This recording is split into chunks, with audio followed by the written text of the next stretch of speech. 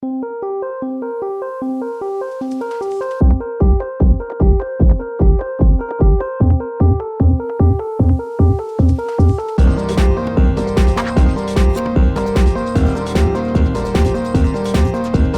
everybody, Dacob here. Welcome to the Fashion Bunker. Today I have a special video to make and to share with you guys because it means a lot to me. It's super important. This particular review of this particular bag is very, very important to me because this is the ultimate Chanel bag.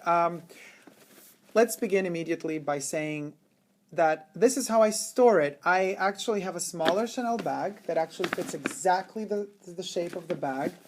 Then I do have plastic protection outside, which I air constantly. So I would take it out at least, I don't know, once a day or every 2 or 3 days, depending what I gotta do. This is a wipe-free storage bag from other clothes. And then I would air it, This has ventilation in it, has holes. So for those of you who have written me in the past why, don't seal it off, Dacob, there could be humidity. No, it does breathe. But anyway, I do this to protect it more from heat. From humidity and stuff and dust.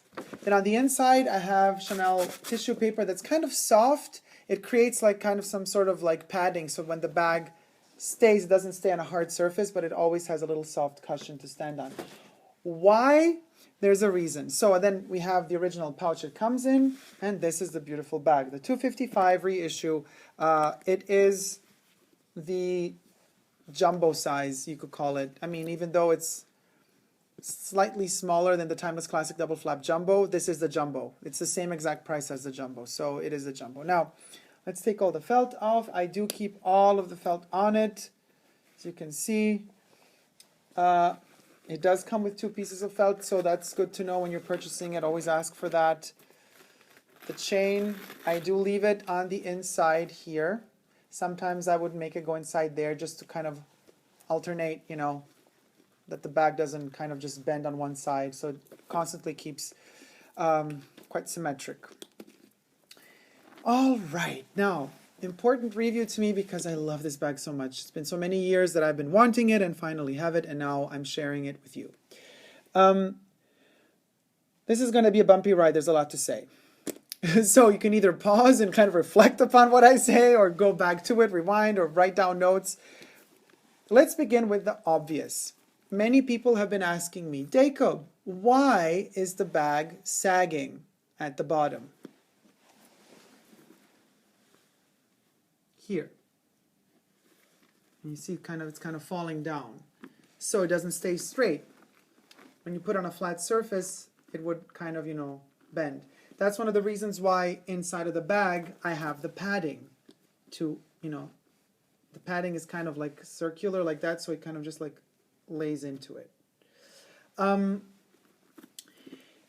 There's a lot of speculation about the sagging. Mind you, I want to keep this sagging. I don't want to straighten it out. I want to keep it like this. Why? We'll get to it later. People say that the bags are flattened for transportation. No, that is incorrect. Flattening bags for transportation, you really think that a luxury brand like Chanel would need to save more space and money by flattening bags to ship them? That's not the reason. It is not to ship them. It's not laying them flat in order for them to be more shippable.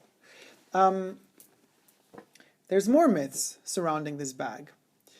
For example, the fact that it is said that Chanel and a lot of her customers wanted to have the bags as close to the body as possible.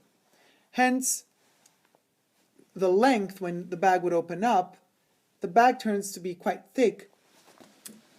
And so when you're wearing it, let's say crossbody, and this chain was made the way that it was made for you to be able to wear it crossbody, it would kind of detach from the body too much. So a lot of the Chanel customers wanted to have the bag flat to the body. That's one of the reasons why actually this design was done on purpose, to leave the bag flat, to leave it very close to the body. That's a very interesting detail to notice. Mind you, it costs them more time in production to create this shape rather than just leaving it flat as it was originally. So the bag gets delicately bent into its shape, into its position. We have the symmetry of the two sides, and we have the indents here that are completely symmetric. Let me take it off again. Delicately, so you can see what I'm talking about. Can you really see? We don't know. Not really, but what I want to show you is that here the stitchings are so perfectly aligned that the crossing of the quiltings, the X is exactly where this kind of plissé bend occurs. And then it goes all the way down to there, and then we have this beautiful curve, and the same on the other side. This is a particular thing to notice. So a lot of the people that, again, allegedly, customers from Chanel from the past, were said to hang their bags when they store them to keep the kind of the saggy look, because they wanted the bags flat and close to their body. Another story wants it that allegedly, as Karl Lagerfeld was going through some archives of Chanel, in an old box, when he opened it, he found this bag flattened and kind of squished in this position, like if it was waiting for him and it was forgotten at the bottom of this box through decades and decades and decades, all the way coming from the past, from when Chanel was still alive.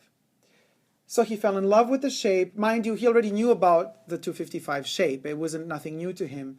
But he was touched by this, allegedly again, poetry of this flattened look of this bag that has been forgotten in these archives for so many years, that he decided to bring it back to life and get it produced exactly the same way it was as he found it in the box. So that's another one of the myths behind why the bag has this flattened look. Almost looks like an envelope.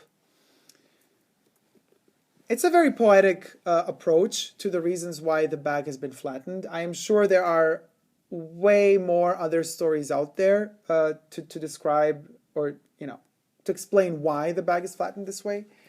These are the two most striking to me. The Chanel and her customers wanting the bag flatter to the body, and the Lagerfeld poetry. I have said this before, and I will repeat it gladly again.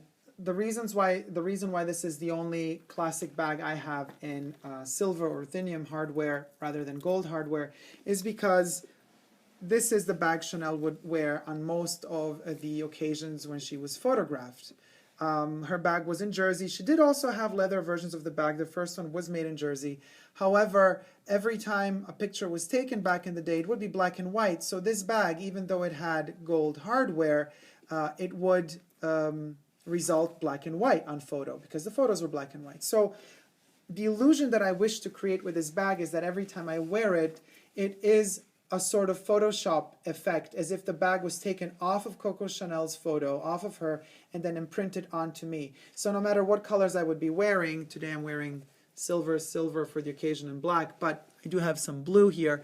So you see, it looks kind of awkward now.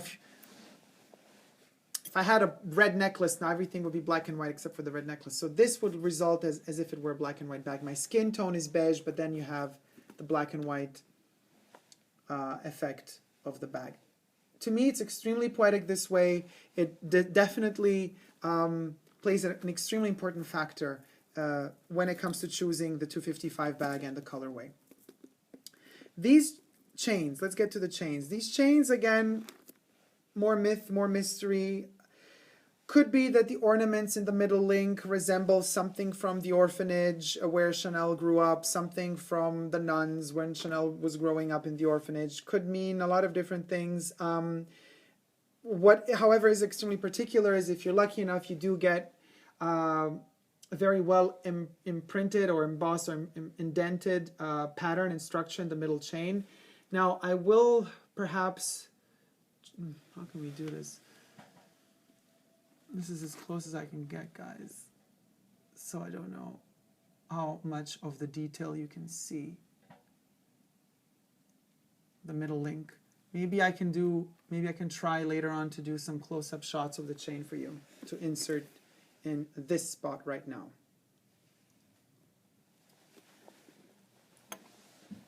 So, moving on, we open the bag.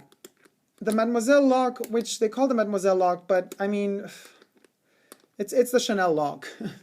Mademoiselle, I mean, yeah, she never married, okay, but this is her classic lock. Let's just call it the Chanel lock, basically. Rectangular shape, it does have the Chanel logo on the bottom. Her original 255 bag did not have any Chanel logo on the bottom. We do have the double flap because we want to keep our privacy and intimacy, so when you're wearing your bag, you open it, people don't look right in, but you have that time to kind of also delicately lift the bottom part and then go in. And by doing so, you do hide a little bit more the contents of what is inside your bag. Now, the classics have this beautiful burgundy color on the inside. It's a bag-in-a-bag concept. You are paying for two or 1.5 bags rather than for one bag because the inside of this bag is as beautiful as the outside. This burgundy leather is a different type of leather than the outside. The outside is de-stressed calfskin in this case. It's made to look vintagey and wrinkled for a reason. It's done like that on purpose. Don't think that this is a flaw in production. Every single bag will have a slightly different pattern and usage of the leather and how it's been kind of structured and textured by Chanel for the occasion. Also, mind you, I have been asked in the past, small leather goods that are also made in de-stressed calfskin to resemble the reissue bag, is it the same type of leather? No, it's not. It is calfskin probably, it is de-stressed, yes, all that, yes, except it's not the same. That particular leather used for the small leather goods was not taken out of the same piece of leather, the same, amount of leather or whatever, structured leather that is used for the bags. This is a more, I personally believe it to be a better quality leather, but to each his own. I have never seen small leather goods have such quality leather like the classic reissue bags. Going inside, this particular bag was made in France. And we have an impeccable quality on the inside of the bag. The color, you've heard before, and I shall repeat it again for the occasion of this review. Again, color of what the nuns used to wear. Now, which part of their nun outfit was burgundy, I cannot exactly tell you. Allegedly, they did have it in the orphanage. And the poetry behind this particular colorway, again, wants it that we have the beauty of modesty within this extremely luxurious bag, extremely expensive bag, and perhaps a bag that also represents decadence of a society. Still, whenever, if you would envision Chanel opening the bag and seeing the burgundy interior, it's like a reminder of your past, where you're coming from, the poor roots, the struggles you had to endeavor, all this, the fights you had to go through and the battles you had to win and overcome in order to get where you are today, which is more the outside, which is the surface. So every time you look inside, you have that reminder telling you, stay modest, stay grounded, stay true to yourself, don't ever forget where you're coming from. That's the beauty of the bag on the inside. Or at least the poetry tells me. There is a pocket behind the first flap. A lot of you have experienced, unfortunately, in the past issues with not just the reissue, mostly the timeless classics because they're a bit more, the double flap timeless classics are sturdy, and very thick and kind of heavy. They're like tanks and they're less flexible, especially if they're in caviar leather. And you guys usually like to buy the jumbos in caviar quite a lot. So that these two stitches here, more often than not, would end up loosening up so that the stitch that holds together the bag here and here would just open up. So you'd have to take it to the Chanel boutique and then they would have to restitch it again. It is said a lot of times that it happens because people put stuff in the bag. My essay told me, and not just that, but it's kind of common logic. Literally, this back pocket is not a pocket. It's not a pocket. It's there to represent this bag-in-bag concept and the double flap. That's the structure of the bag. You should never stress it. Never put stuff in there. Like never. Don't use that pocket. You're pulling all the time. Every time you pull, the little stitch might come unloose. I know that some of you have had issues with it even though you weren't putting anything in the bag. That's just loose stitching. It is, another legend wants it, and another story says that only women would do these 2 stitches here because you need a delicate touch of a female hand to make the stitch exactly right. Not too tight, not too loose. Now that's as far as the French boutique, not the French boutique, as far as the French factory goes. I don't know how productions are set in Italy.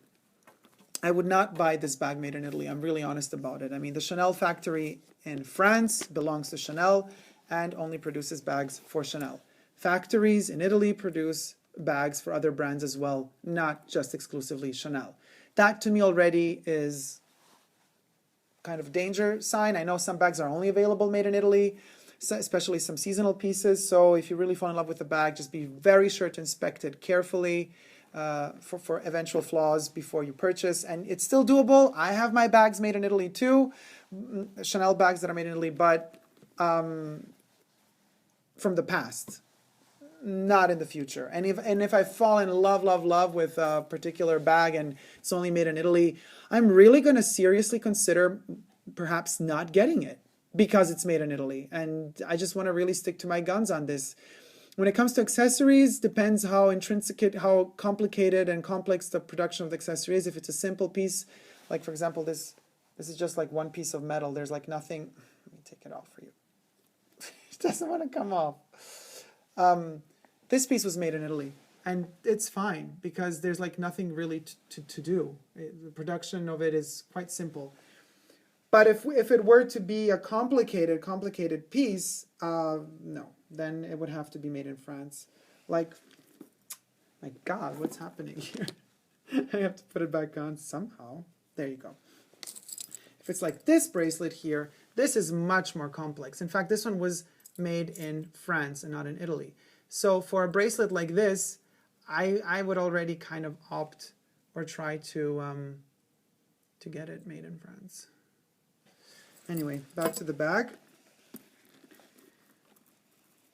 The length, this is quite interesting to notice. When I was trying on this bag, this is kind of the middle size of the 3 that are the classics, the small, medium, and large, if you want to call them that way now. This one and the biggest size have the same length of chain. It's just that the bag is bigger, so it appears a bit, deeper. And hence kind of lower as well. But the chain length is the same on both. People tend to still call the sizes of these bags according to codes that don't exist anymore. So what I'm trying to say is a lot of people would say or would ask me, Dacob, what's the size of your bag? Is it a 224, 225, 226, 227, 228? This would be what used to be called a 226, but it's not anymore because 226 was basically were the last 3 digits of the product number that this bag used to bear. But those product numbers are not in use anymore. So indeed, to kind of define them as these numbers is wrong.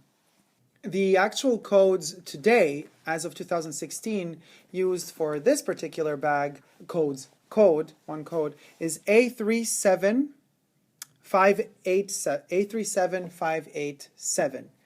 A37587. So the last 3 digits are 587, not 226.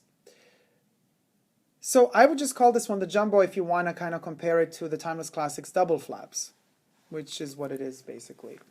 What else is there to say? Particular thing to note, the Timeless Classic double flaps, a back pocket usually has the interior also in burgundy. These don't. These have it in black, and it's really hard to see, but it's black. I don't want to fold it and damage it. The love letter compartment is, to be perfectly honest with you, there's a lot of space in there, but, another legend wants it that no matter where Chanel would be going to, no matter what sort of bag or accessory she would be taking with her on her daily strolls or work at Rocambon in the atelier or anywhere, she would always have something of Bois Capel with her. It could be a handkerchief, neckerchief, maybe a letter from him, something. Just something to kind of, this again allegedly, myth wants it, to keep his spirit close to her. So when we say, or when you guys say, this is a love letter compartment here, don't take it too, I think, literally. Don't take it literally, or don't take it too literal, because you don't need to have a piece of paper with written notes on it to have a love letter placed in here. You could have a thought in here as well. You could have, a memory. You could have a little tiny bit that you carry with you from somebody that you love so much, like the handkerchief example, or it could be a little tiny seashell maybe that, you found with the person that you love somewhere, I don't know, on a beach somewhere far, far away, and that you still kind of carry with you as a talisman or something to remind you of not just people, but also moments. So that's what I would say this compartment is for. It's to remind us, as is the burgundy interior, reminding us of our heritage, past, where we're coming from. I think this little pocket is there to remind us to never give up on love. That's how I see it. It's there to remind you that there is love. It's sometimes painful because also, a lot of people complain about, especially lambskin, timeless classic bags, the zipper here. Once you cover your first flap, it would kind of dent into it here with time. So it's a painful type of love. You're constantly marking your bag and you're constantly leaving a trace, as does love oh so often. So to me, this pocket psychologically and emotionally is filled with a lot of things. Physically, it's empty. It doesn't need to be filled up physically for it to have a deeper meaning. The inside, as you can see, is burgundy again. The color inside is the same as the interior of the bag. So